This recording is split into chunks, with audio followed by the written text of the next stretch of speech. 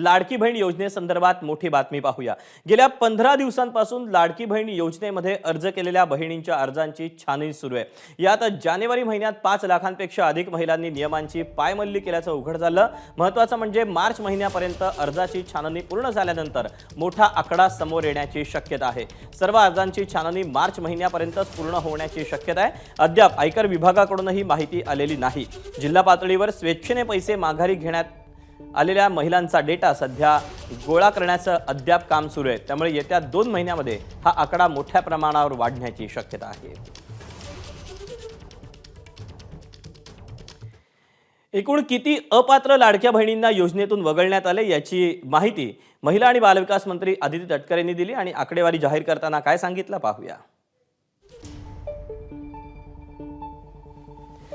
संजय गांधी निराधार योजनेच्या 2,30,000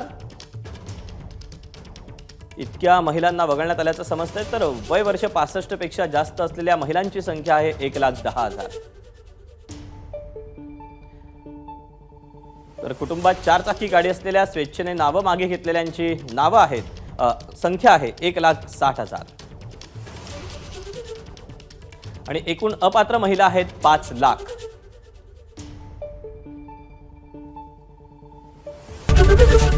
एबीपी माझा, उघडा डोळे बघा नीट।